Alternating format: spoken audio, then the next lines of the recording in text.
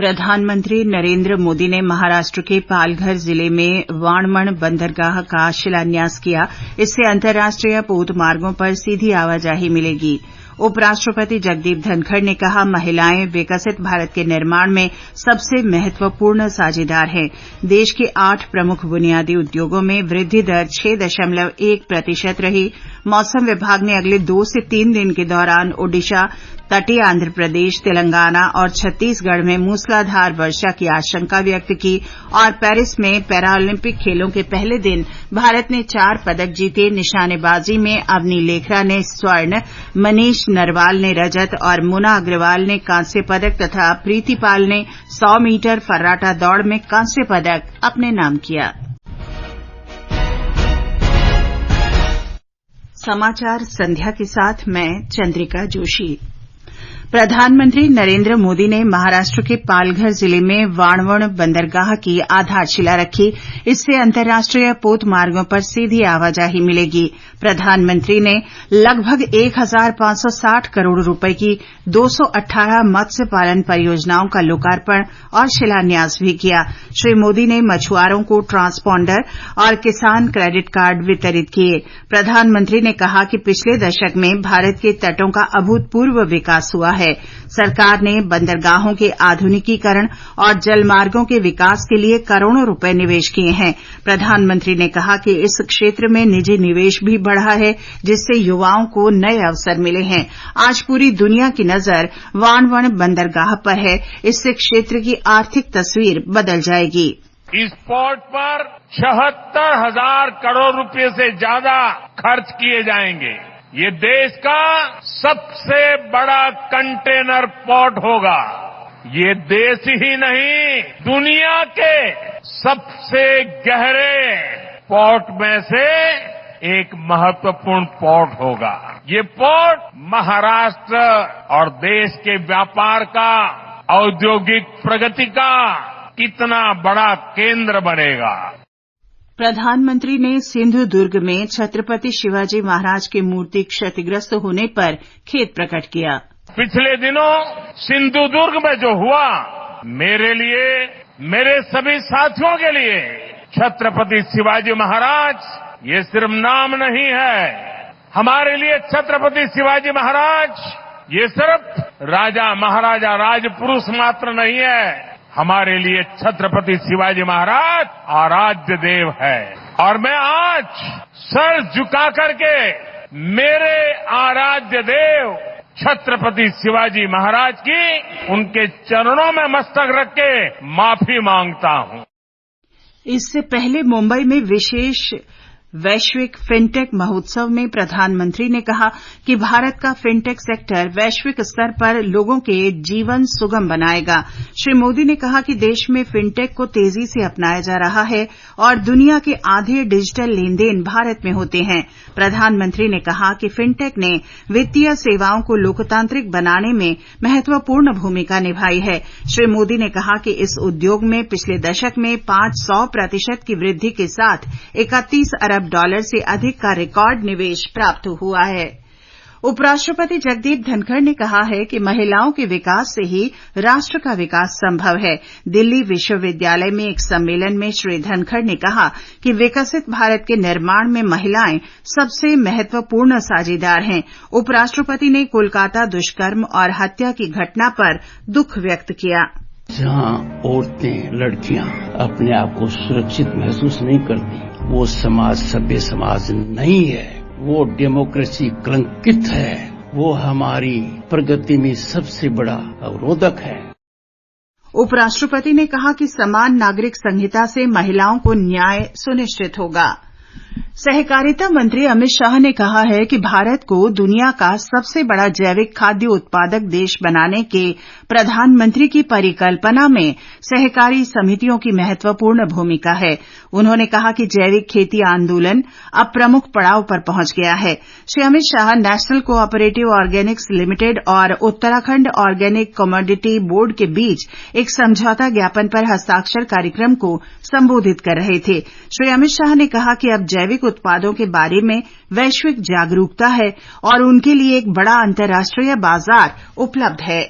ये समाचार हमारी वेबसाइट www.newsonair.gov.in और हमारे न्यूज ऑन एआईआर ऐप पर भी उपलब्ध हैं।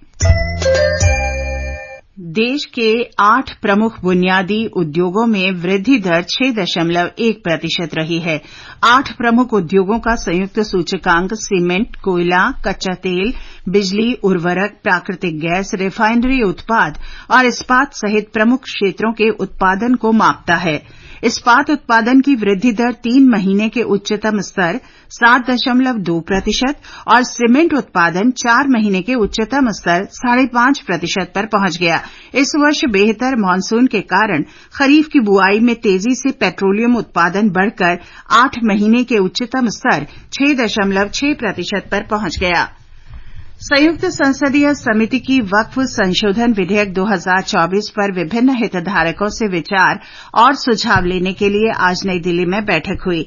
लोकसभा सदस्य जगदम्बिका पाल की अध्यक्षता में समिति ने लोगों, गैर सरकारी संगठनों, विशेषज्ञों और संस्थानों सहित हितधारकों से विचार और सुझाव आमंत्रित किए थे। समिति की पहली बैठक 22 अगस्त को हुई थी। विधेयक का उद्देश्य कमियों को दूर करना और वक्फ संपत्तियों के प्रशासन और प्रबंधन की दक्षता को बढ़ाना है।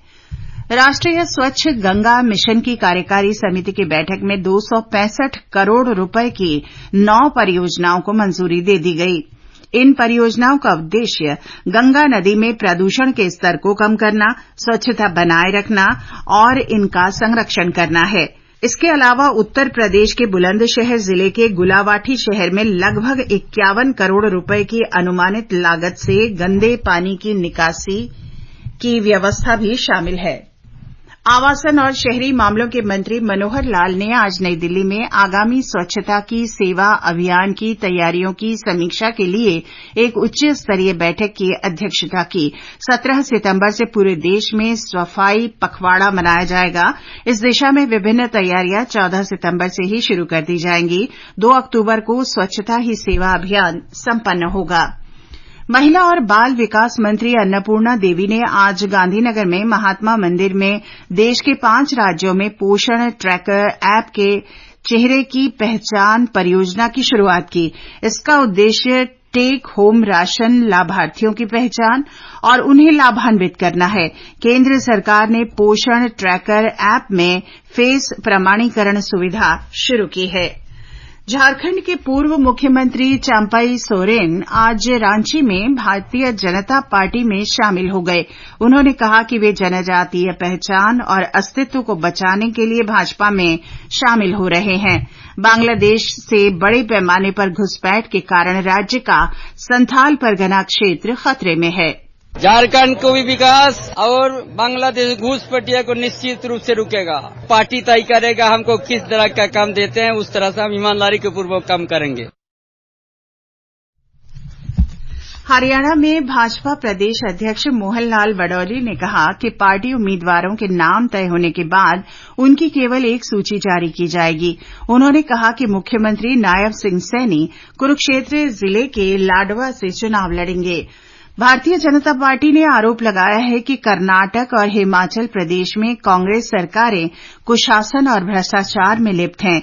नई दिल्ली में पार्टी प्रवक्ता प्रेम शुक्ला ने कहा कि देश के 9 पर्वतीय राज्यों में हिमाचल प्रदेश की आर्थिक स्थिति सबसे खराब है। ये समाचार आकाशवाणी से प्रसारित किए जा रहे हैं। समाचार संध्या में आपका फिर स्वागत है। प्रधानमंत्री नरेंद्र मोदी मंगलवार को ब्रुनेई और सिंगापुर की 3 दिन की यात्रा पर रवाना होंगे। विदेश मंत्रालय के प्रवक्ता रणधीर जायसवाल ने नई दिल्ली में बताया कि ब्रुनेई के सुल्तान हाजी हसनल बुल्किया के निमंत्रण पर मंगलवार को श्री मोदी ब्रुनेई दार-ए-सलाम जाएंगे। ये किसी भारतीय प्रधानमंत्री की पहली द्विपक्षीय यात्रा होगी। उन्होंने कहा कि श्री मोदी इसके बाद बुधवार को सिंगापुर जाएंगे। This will be the first ever bilateral visit by an Indian Prime Minister to Brunei. The visit coincides with 40th anniversary of establishment of diplomatic ties between India and Brunei. Prime Minister will thereafter visit Singapore on 4th and 5th September 2024 at the invitation of Prime Minister His Excellency Mr. Lawrence Wong. प्रधानमंत्री नरेंद्र मोदी कल नई दिल्ली के भारत मंडपम में जिला न्यायपालिका के राष्ट्रीय सम्मेलन का शुभारंभ करेंगे। प्रधानमंत्री सर्वोच्च न्यायालय की स्थापना के 75 वर्ष पूरा होने के उपलक्ष्य में एक डाक टिकट और सिक्का जारी करेंगे। इसके बाद प्रधानमंत्री कल 3 वंदे भारत ट्रेन को वीडियो कॉन्फ्रेंस के माध्यम से रवाना करेंगे। इससे मेरठ लखनऊ, मदुरई बेंगलुरू और चेन्नई नागरकोइल पर कनेक्टिविटी में सुधार होगा। भारतीय प्रशासनिक सेवा के वरिष्ठ अधिकारी टीवी सोमनाथन ने आज राजीव गौबा की सेवानिवृत्ति के बाद नए कैबिनेट सचिव के रूप में पदभार संभाल लिया है। तमिलनाडु काडर के 1987 बैच के आईएएस अधिकारी डॉ सोमनाथन ने प्रधानमंत्री कार्यालय में संयुक्त सचिव और अतिरिक्त सचिव सहित महत्वपूर्ण पद संभाले हैं। मौसम विभाग ने अगले 2 से 3 दिन में ओडिशा, तटीय आंध्र प्रदेश, छत्तीसगढ़, विदर्भ और तेलंगाना में मूसलाधार बारिश का अनुमान व्यक्त किया है। कल तक गुजरात और विदर्भ के कुछ हिस्सों में वर्षा हो सकती है। अगले 2-3 दिन के दौरान उत्तर पूर्व भारत, उप हिमालयी पश्चिम बंगाल और अंडमान निकोबार द्वीप समूह में तेज वर्षा की संभावना है। उधर गुजरात के कच्छ में बना गहरे दबाव का क्षेत्र पश्चिम की ओर बढ़ रहा है। मौसम विभाग के अनुसार इसके पश्चिम की ओर बढ़ने तथा कच्छ और पाकिस्तान तट के पास उत्तर पूर्व अरब सागर में और गहरा होने की आशंका है। ये अगले 6 घंटे के भीतर चक्रवाती तूफान में बदल सकता है। चक्रवात के भारतीय तट पर असर पड़ने की संभावना कम है, क्योंकि इसके अगले 2 दिन तक इससे दूर जाने की उम्मीद है। पेरिस पैरालंपिक खेलों में भारत की शानदार शुरुआत हुई है। आज पहले दिन भारत ने 1 स्वर्ण, 1 रजत और 2 कांस्य पदक जीत लिए। एक रिपोर्ट।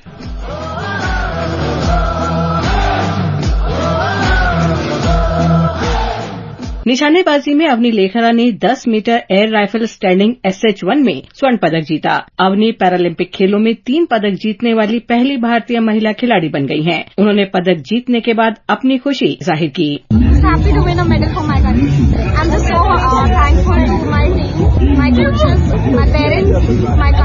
इस स्पर्धा का कांस्य मोना अग्रवाल को मिला। पुरुषों के SH1 के 10 मीटर एयर पिस्टल में मनीष नारवाल ने रजत पदक जीता। महिलाओं की T35 100 मीटर की दौड़ के फाइनल में भारत की प्रीति पॉल ने कांस्य पदक जीता। पैरालंपिक इतिहास में भारत का ट्रैक एंड फील्ड में ये पहला पदक है। पदक जीतने के बाद प्रीति बहुत भावुक नजर आईं। मुझे इतना प्राउड मोमेंट फील हो रहा है कि मेरा एथलेटिक्स में फर्स्ट मेडल है वुमेन्स में।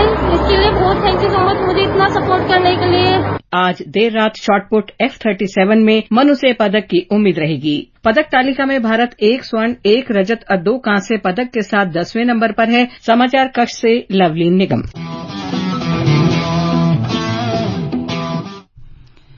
और अंत में मुख्य समाचार एक बार फिर। प्रधानमंत्री नरेंद्र मोदी ने महाराष्ट्र के पालघर जिले में बाड़वन में बंदरगाह का शिलान्यास किया। इससे अंतर्राष्ट्रीय पोत मार्गों पर सीधी आवाजाही मिलेगी। उपराष्ट्रपति जगदीप धनखड़ ने कहा, महिलाएं विकसित भारत के निर्माण में सबसे महत्वपूर्ण साझेदार हैं। देश के 8 प्रमुख बुनियादी उद्योगों में वृद्धि दर 6.1% रही। मौसम विभाग ने अगले 2 से 3 दिन के दौरान ओडिशा, तटीय आंध्र प्रदेश, तेलंगाना और छत्तीसगढ़ में मूसलाधार वर्षा की आशंका व्यक्त की। और पेरिस में पैरालंपिक खेलों के पहले दिन भारत ने 4 पदक जीते। निशानेबाजी में अवनी लेखरा ने स्वर्ण, मनीष नरवाल ने रजत और मोना अग्रवाल ने कांस्य पदक तथा प्रीति पाल ने 100 मीटर फर्राटा दौड़ में कांस्य पदक अपने नाम किया। इसके साथ ही समाचार संध्या का ये अंक समाप्त हुआ। नमस्कार।